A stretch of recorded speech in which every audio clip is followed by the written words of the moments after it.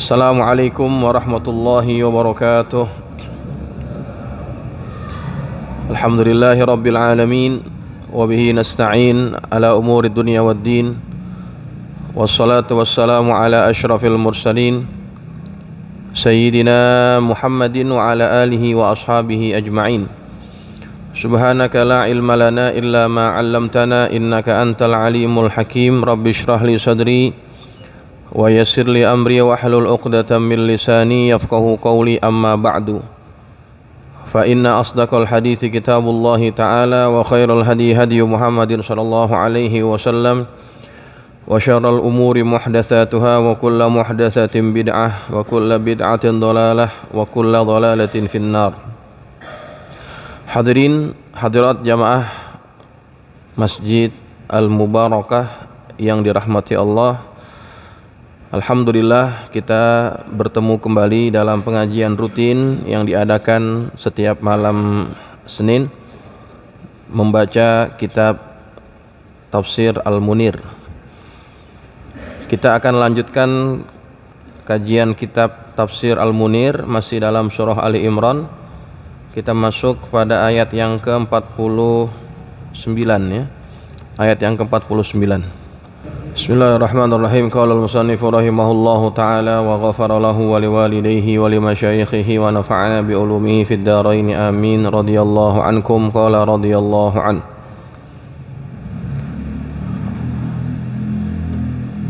Wa rasulan ila bani Israila, dan sebagai rasul kepada Bani Israel.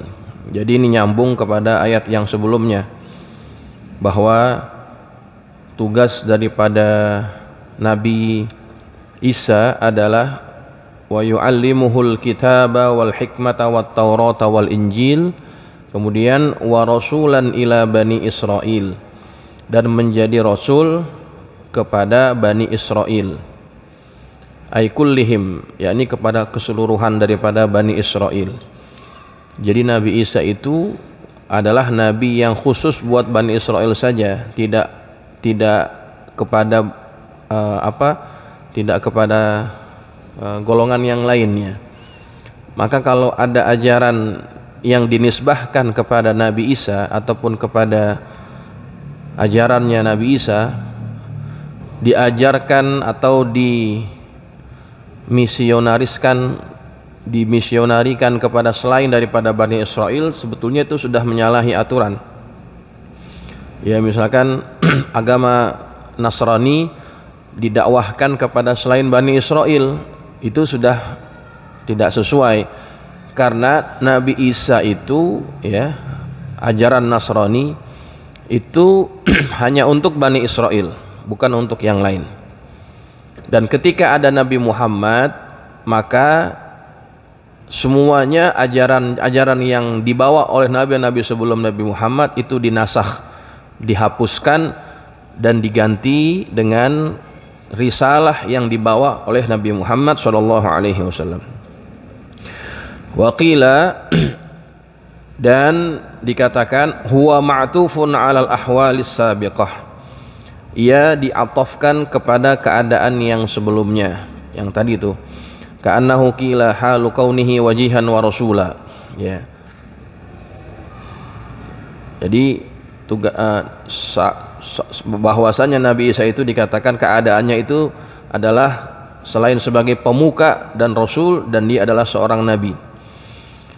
Wa quri'a, dan dibaca juga wa rasulin, ada yang baca bukan wa rasulan tapi wa rasulin bil jarri atfan ala kalimah, sebagai ataf kepada kalimah. Wal mu'tamadu indal jumhur, dan pendapat yang mu'tamad di sisi para ulama mayoritas, anna Isa innama nabiun ala ra'sil arba'in, bahwasannya Nabi Isa beliau menjadi nabi ketika awal usia 40 tahun. Wa annahu asya fil ardi qabla raf'ihi mi'atan wa ishrina sanah, dan beliau itu hidup di atas muka bumi sebelum diangkat ke langit, itu umurnya adalah atau hidup selama 120 tahun. Nanti setelah itu baru diangkat ke langit. Ya, jadi nabinya, diangkat jadi nabi, betul-betul menyampaikan risalah pada usia 40 seperti Nabi Muhammad. Kemudian diangkat ke langit ya setelah beliau hidup 120 tahun ya. Wa huwa akhiru anbiya'i Bani Israil, dan beliau adalah akhir daripada nabi Bani Israil. Kama anna awwalahum Yusuf bin Yaqub, dan yang pertama dari kalangan nabi Bani Israil adalah Yusuf bin Yaqub. Itu nabi pertama dari kalangan Bani Israil, karena Israil itu adalah nama lain dari Yakub. Nama lain dari Yakub Israil. Jadi keturunannya disebut dengan Bani Israil, anak-anak keturunan daripada Yakub gitu. Nah, yang jadi nabi yang pertama dari anak-anaknya Yakub itu adalah Yusuf. Kemudian nanti lahir lagi Daud, Sulaiman, kemudian banyak lagi tuh, Zulkifli, kemudian ada lagi yang namanya Musa, ya, ada lagi namanya Harun, kemudian Zakaria, Yahya, itu semua Bani Israil. Anni qad ji'tukum. Nabi Isa berkata, aku telah datang kepada kamu. Bi fathil hamzati, dengan memfathahkan hamzah, majrurun bil ya'il muqaddarah allati lil mulabasatil muallaqah bi mahdhufin halun min rasulin al muqaddar lima fihi min ma'nan nutqi. Ini enggak usah dibahas, dan ini masalah nahwu. Wat taqdiru falamma ja'ahum qala lahum, maka ketika Nabi Isa itu datang kepada mereka, Nabi Isa berkata kepada mereka, inni rasulullahi fikum multabisan bi anni qad ji'tukum. Sesungguhnya aku adalah utusan Allah kepada kalian, dan aku telah datang kepada kalian. Bi ayatin, dengan tanda, ai bi alamatin ala sidqi fir risalah.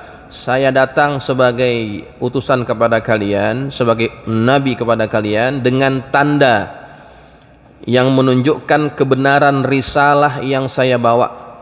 Min rabbikum, daripada Tuhan kalian. Qalu, kemudian Bani Israil berkata, mahia, apa saja alamatnya, apa saja ayat-ayatnya atau tanda-tandanya. Qala inni atau anni akhluku, saya membuat, ai usawwiru, ya, akhluku mencipta, artinya membuat sesuatu. Usawwiru. Nah, akhluku itu menjadikan sesuatu dari bahan-bahan yang ada. Itu akhluku atau khalaqa yakhluku. Jadi Nabi Isa membuat sesuatu yang dibuktikan kepada Bani Israil, lakum minatini, daripada apa itu? Tanah liat, kahai'atit toiri, dibentuk seperti bentuk burung. Ay syai'an mithla suratit toir. Fa'anfukhu fihi, kemudian aku meniupkannya. Ay fi fami dzalikal mumatsal kahai li hayatit thairi. Jadi Nabi Isa meniupkan di bahagian mulutnya, di bagian mulut. Kemudian fayakunu thairan, kemudian bentuk burung yang dibuat dari tanah liat itu, dia jadi burung, Pak. Hayyan, hidup. Yatiru bainas sama'i wal ard, burung itu terbang antara langit dan bumi. Dipertontonkan, Pak. Jadi dibikin dulu sama Nabi Isa dari tanah liat, ditiup, kemudian terbang. Tuh, itu mukjizat ataupun tanda kenabian.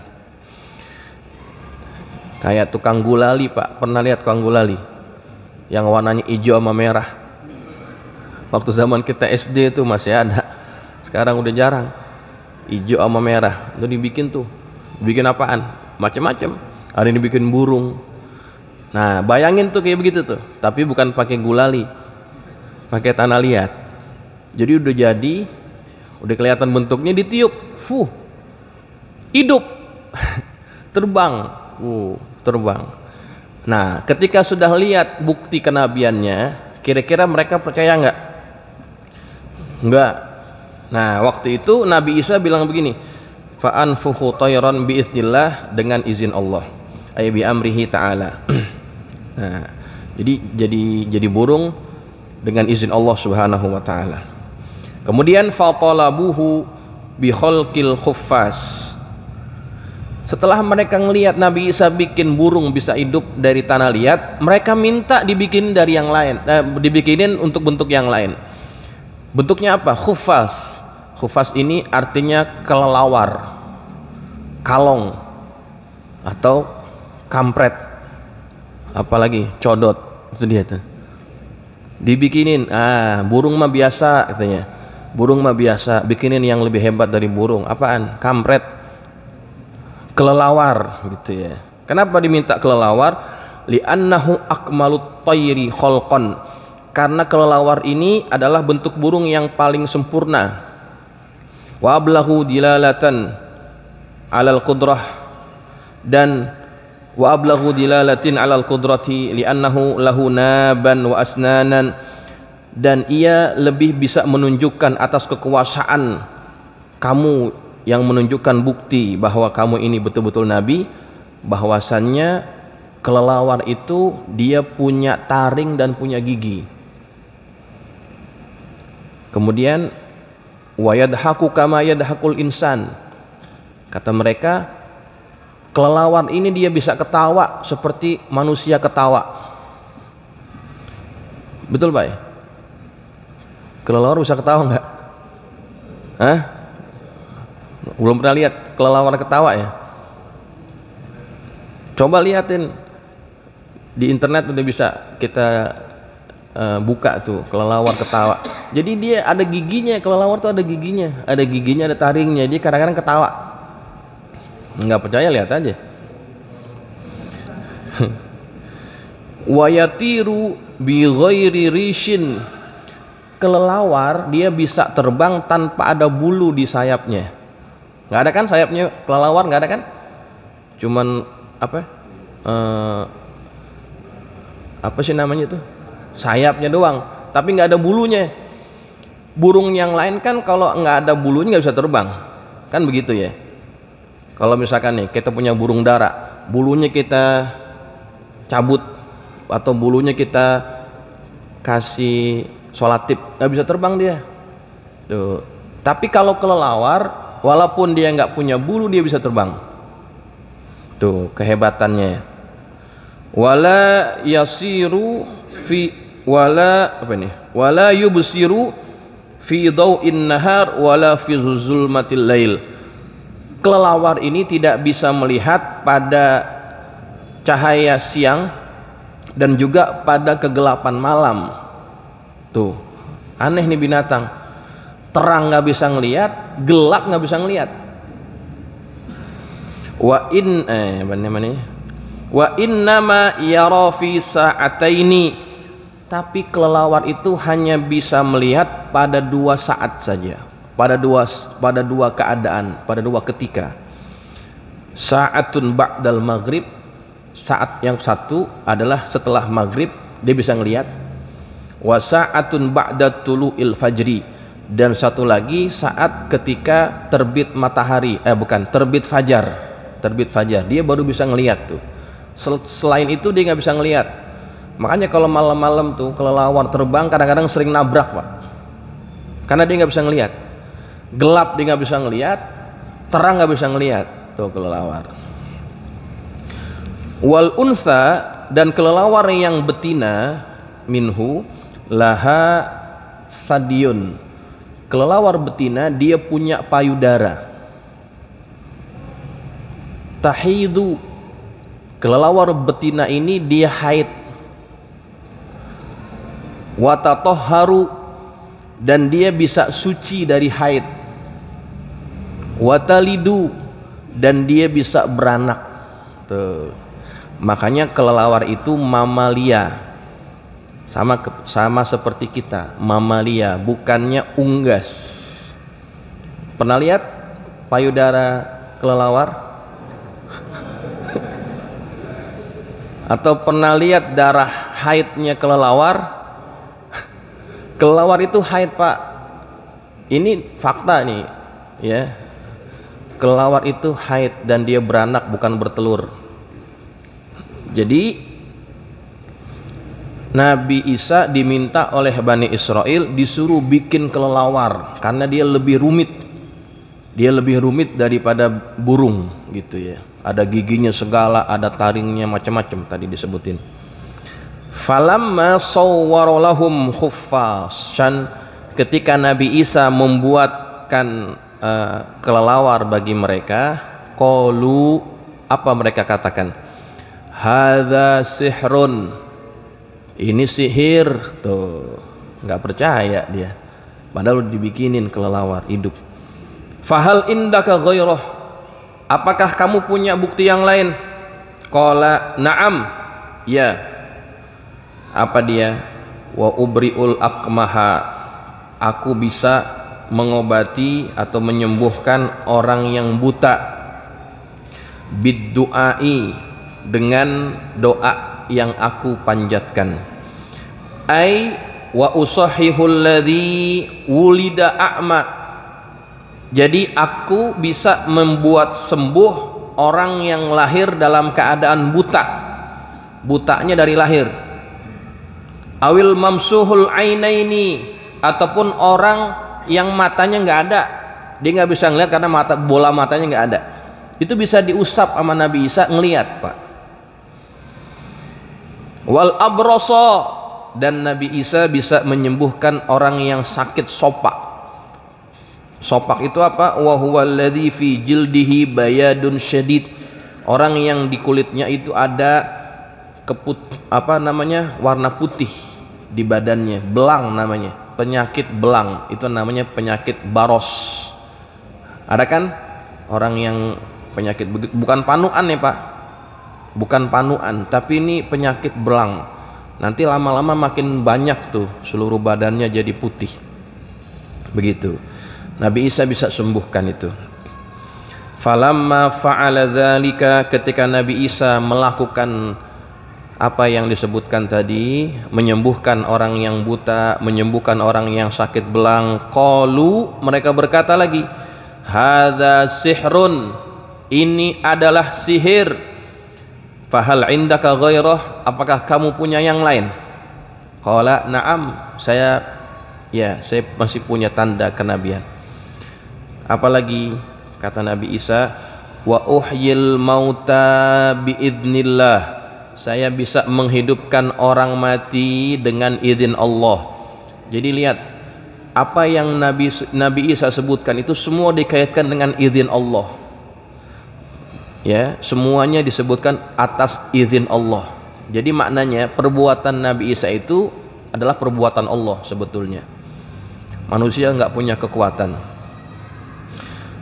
Nah, bagaimana Nabi Isa menghidupkan orang yang sudah mati? Ai bil ismil a'zami, dengan menggunakan ismul a'zam.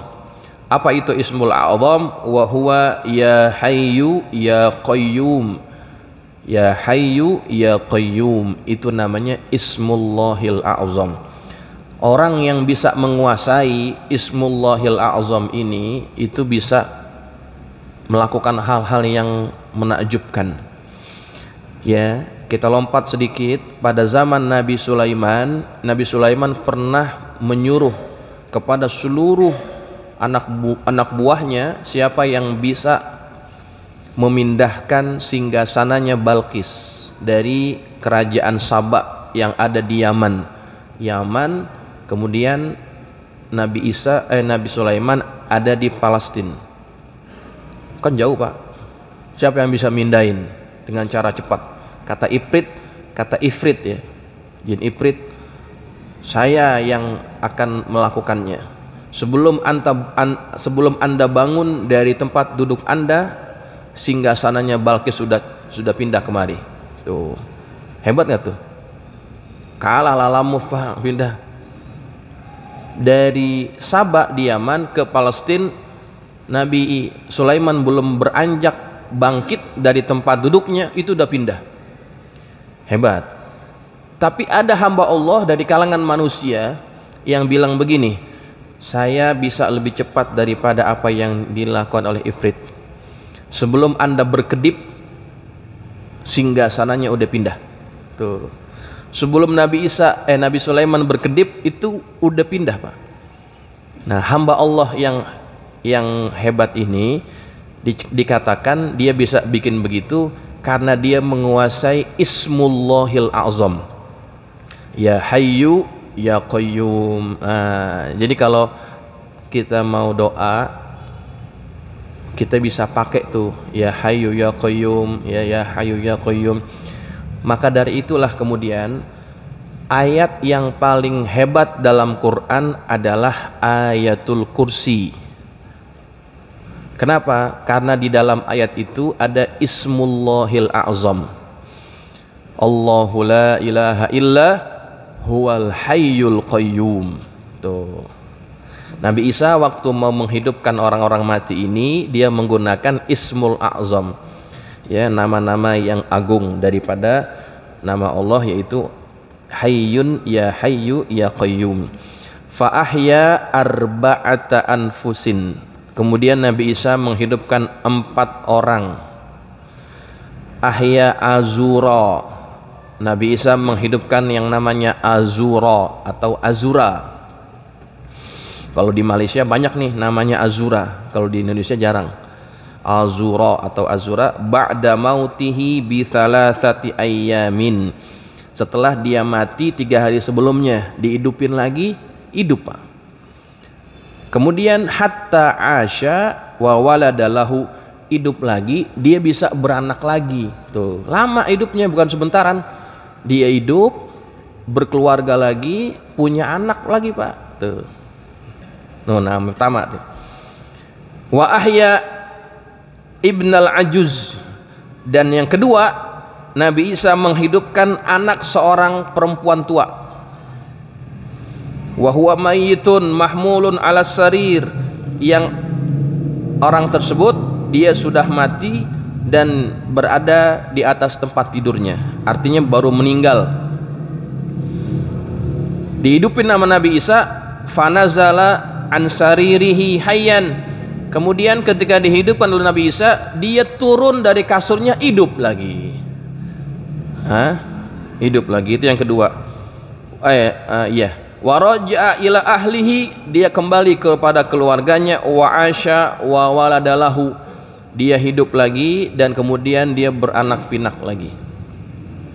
Wa ahya bintal ashir. Kemudian yang ketiga, Nabi Isa menghidupkan seorang perempuan al-ashir. Al-ashir artinya apa? Ay alladhi ya'khuzul ushur, orang yang bertugas memungut harta zakat. Kenapa disebut usyur? Karena pada kalangan Bani Israel zakatnya itu 10%.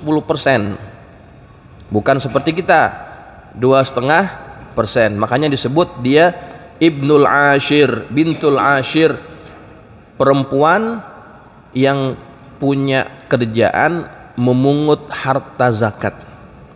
Dihidupin sama dia ba'da yaumin min mautiha, setelah 1 hari dari kematiannya. Fa'asyat, kemudian hidup perempuan ini, wa waladalaha, dan dia bisa punya anak lagi setelah itu.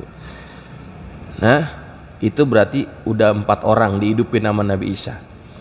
Faqalu li Isa, kemudian mereka berkata Nabi Isa kepada Nabi Isa, innaka tuhyi man kana qaribul ahdi minal mauti, kamu menghidupkan orang yang baru mati. Fala'allahum lam yamutu haqiqatan, maka boleh jadi mereka semua itu belum mati beneran, bisa jadi mati suri. Nah, kata mereka begitu tuh. Bal asabahum saktah, bisa saja mereka itu hanya mengalami mati suri saja gitu. Fa uhyi lana samabni Nuh, maka hidupkan kepada kami siapa? Sam bin Nuh. Ya, kemarin ente bisa hidupin orang yang baru mati, belum tentu dia mati, bisa jadi dia cuman mati suri. Coba hidupin yang udah lama, tuh ditantang begitu. Siapa yang dihidupin? Sam bin Nuh. Oh, ini kan kebangetan jauh nih jaraknya. Wa huwa qad madha min mautihi aktsara min arba'ati alafi sanah. Dan ia telah meninggal, telah lewat daripada kematiannya itu lebih daripada 4.000 tahun, Pak. Meninggalnya udah 4.000 tahun lebih, disuruh dihidupin. Faqama ala qabri, Nabi Isa berdiri di atas kuburannya. Fada Allah bismil azam, Nabi Isa berdoa dengan nama Allah yang agung. Faqama min qabrihi, kemudian bangkitlah Sam bin Nuhin daripada kuburnya. Keluar, Pak. Ini bukan film horor nih, beneran bangkit dari kubur, ya, bangkit dari kubur. Wa qala lil qaum, dan Nabi Sam bin Nuh ini berkata kepada kaumnya Nabi Isa, saddiquh, benarkanlah ia, berimanlah kepada dia. Fa innahu nabiyullah, karena ia adalah nabi Allah. Ngomong begitu. Wa mata fil hal, kemudian mati lagi dia. Habis ngomong begitu, mati lagi. Fa'amana bihi ba'duhum, kemudian sebahagian daripada Bani Israel beriman kepada Nabi Isa. Wa kadzdzabahu akharun, dan sebahagian yang lain mendustakannya. Faqalu, mereka berkata, ini yang mendustakan ngomong begini, hadza sihrun, ini mah sihir. Begitulah lagi ngomongnya. Fahal indaka ghairah, ada yang lain tidak? Kata Nabi Isa, na'am, ya, ada lagi. Tuh, Nabi Isa sabar banget, Pak. Ditantangin, dijabanin gitu. Ada yang lain? Ada. Apa lagi? Wa unabbiukum bima ta'kulun, saya bisa memberitahu kepada kalian apa yang kalian makan. Ghudwatan wa asyiyah, pagi tadi dan malam. Makan pagi kalian dan makan pagi kalian dan makan malam kalian, saya bisa kasih tahu. Wa ma tadakhirun, dan apa saja yang kalian simpan. Ay tarfa'una min ghada'in li asya'in wa min asya'in li ghada'. Makanan yang kalian simpan pagi nggak habis, kalian simpan buat malam. Makanan malam nggak habis, kalian makan buat pagi. Saya tahu. Begitu kata Nabi Isa. Fi buyutikum, yang makanan itu tersimpan di rumah kalian. Mimma lam u'ayinhu, yang saya nggak lihat. Tuh. Jadi jamaah sekalian betul-betul dikasih tahu. Kamu tadi pagi makan ini. Misalnya nih, pagi tadi ente makan nasi uduk. Ente makan lontong sayur gitu. Ente malam tadi makan pecel lele gitu ya. Dikasih tahu semua. Yang disimpan di rumahnya itu dikasih tahu semuanya. Semua pada kaget.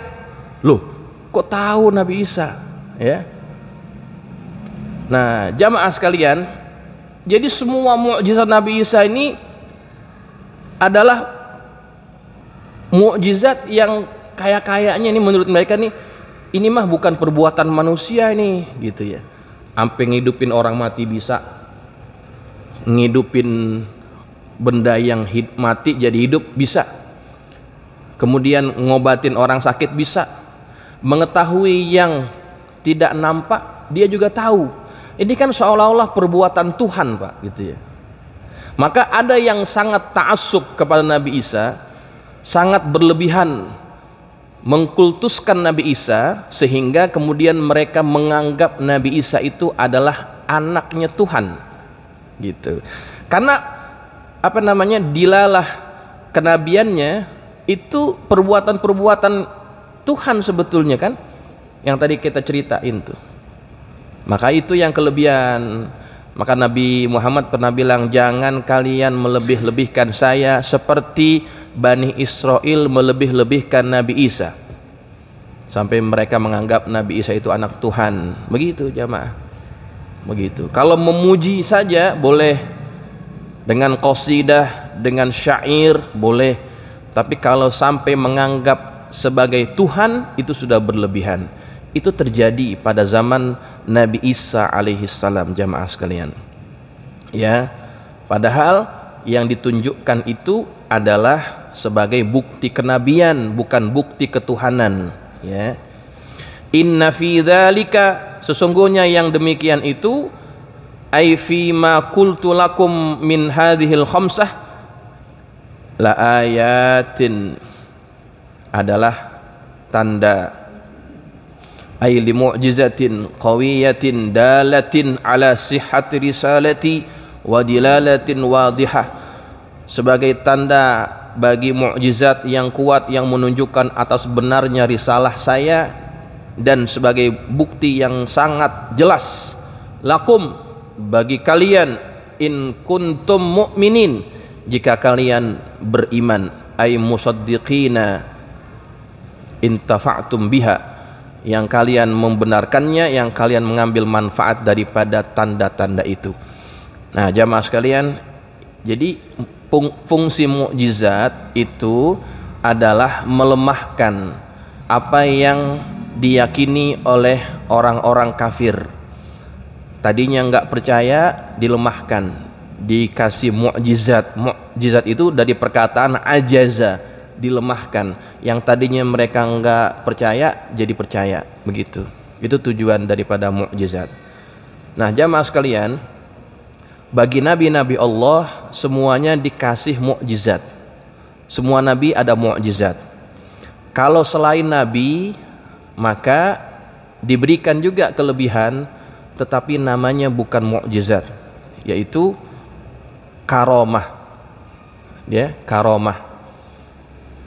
Para aulia Allah, mereka diberikan kelebihan-kelebihan, perkara yang khariqul adah, yang di luar kebiasaan. Ya, itu namanya karomah. Tapi ada juga perkara yang di luar kebiasaan, tapi dasarnya ataupun sumbernya bukan dari Allah, tapi dari syaitan. Ada juga yang disebut dengan sihir. Ya, seolah-olah nyata padahal tidak. Ya, sihir itu adalah mainan mata, silap mata, itu sihir. Jadi kelihatannya real padahal enggak, itu sihir.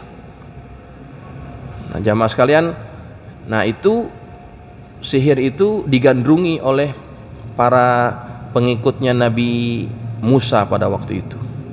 Ya, jadi jamaah sekalian, itulah sekelumit tentang tanda-tanda kenabian yang ditunjukkan oleh Nabi Isa kepada kaumnya. Walhasil ada yang beriman, ada yang tidak, kan begitu. Ya, sedangkan semua mukjizat Nabi Isa itu sudah tidak bisa kita saksikan lagi. Sedangkan Nabi Muhammad mukjizatnya masih bisa kita saksikan. Apa mukjizat Nabi Muhammad? Al-Qur'anul Karim. Itu mukjizat, Pak. Kalau kita dengar cerita tadi kan seolah-olah hebat ya, kagum kita tuh. Nabi Isa hebat banget, mukjizatnya seperti itu. Nabi Muhammad lebih hebat, Pak.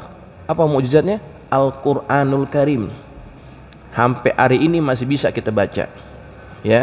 Nah, jadi kalau orang masih nggak percaya dengan mukjizat yang diturunkan Allah kepada Nabi Muhammad, maka mereka akan digolongkan sama dengan golongan orang-orang Bani Israel.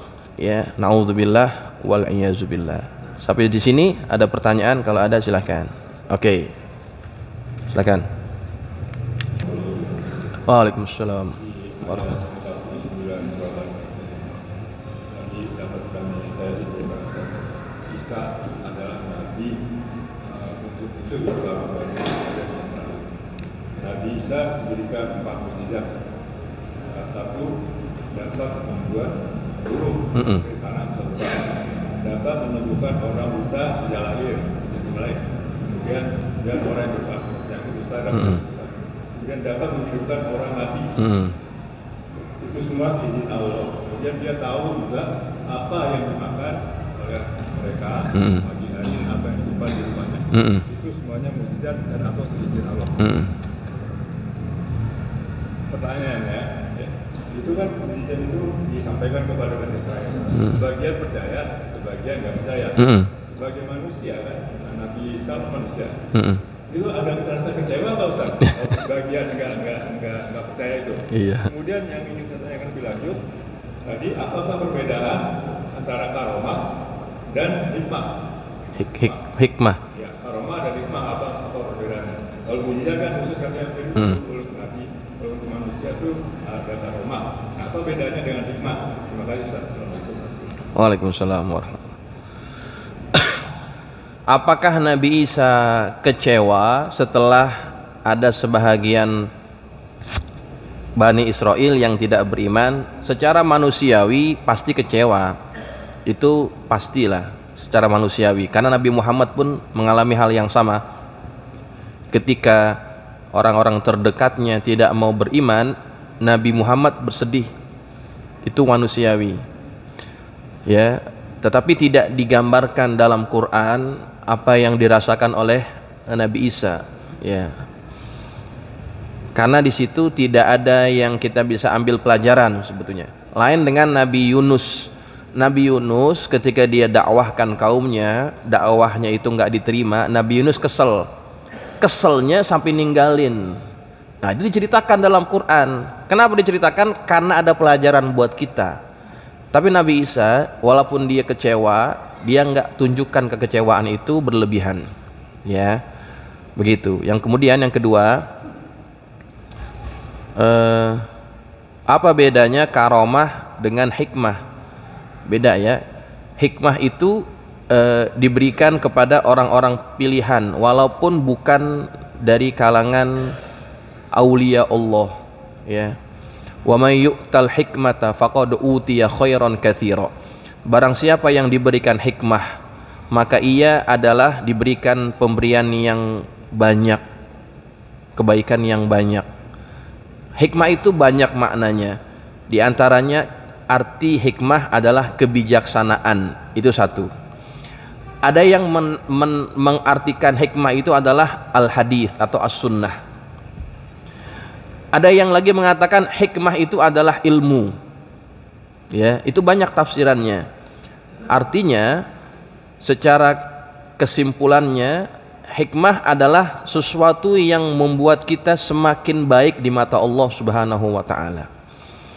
Buat kita, Pak, itu khusus buat kita, kebaikan itu buat kita. Tapi kalau karomah ini hanya diberikan Allah kepada para aulia, orang yang mencapai makom kewalian, itu disebut dengan karomah, ya. Banyak tuh macam-macamnya, saya nggak perlu cerita, ya. Hampir mirip dengan mukjizat, cuman kalah dari segi kehebatan. Dan kalau mukjizat hanya untuk nabi. Bagi orang biasa, kadangkala Allah berikan juga itu hal-hal yang di luar kemampuan kita, tapi namanya bukan karomah, namanya ma'unah, ya, namanya ma'unah, pertolongan Allah. Ada orang yang misalnya nih jalannya udah susah, jalannya encet-encetan, tapi waktu itu dikejar anjing, Pak, dikejar anjing, dia bisa lompat pagar. Habis dia lompat, dia bingung, kok bisa ya? Nah, kadang-kadang dibela sama Allah, diberikan bantuan seperti itu. Nah, itu bukan karomah, bukan mukjizat, tapi ma'unah. Kemudian ketika sedang dia drive, ya, ketika dia sedang nyupir kenceng, tiba-tiba terjadi kecelakaan, hancur mobilnya, dia nggak apa-apa. dia nggak apa-apa, mobilnya pada ringsek, dia nggak kenapa-kenapa. Nah, kok bisa begitu? Nah, kadangkala itulah bentuk daripada ma'unah, pertolongan Allah gitu.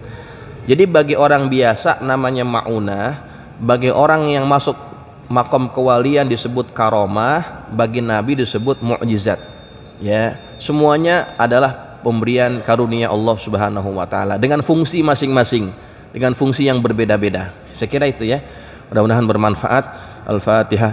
A'udzu minasyaitonir rajim. Bismillahirrahmanirrahim. Alhamdulillahirabbil alamin. Arrahmanirrahim. Maliki yaumiddin. Iyyaka na'budu wa iyyaka nasta'in. Ihdinas siratal mustaqim. Shiratal ladzina an'amta 'alaihim ghairil maghdubi 'alaihim waladdallin. Amin. Bismillahirrahmanirrahim. Alhamdulillahirabbil alamin. Allahumma shalli ala sayidina Muhammadin wa ala ali sayidina Muhammad. Allahumma anfa'na bima 'allamtana wa 'allimna ma yanfa'una. Allahumma zidna wa la tanqusna wa akrimna wa la tuhinna wa atina wa la tahrimna wa athirna wa la tu'sir alaina wa ardina wa ardu 'anna. Allahumma inna nas'aluka bihaqqi Fatimata wa abiha wa ba'liha wa baniha iftah alaina wa ala auladina wa talamidina futuhal arifin faqihna wa iyyahum fid din warzuqna kamal al ikhlas wal yaqin. Allahumma arzuqna fahman nabiyyin wa hifzal mursalin wa ilhamal malaikatil muqarrabin bi rahmatika ya arhamar rahimin. Allahumma ja'alna minal ladzina yastami'una al qawla fayattabi'una ahsanah. Wa sallallahu ala sayyidina Muhammadin wa ala alihi wa sahbihi wa sallam walhamdulillahi rabbil alamin. Assalamualaikum warahmatullahi wabarakatuh.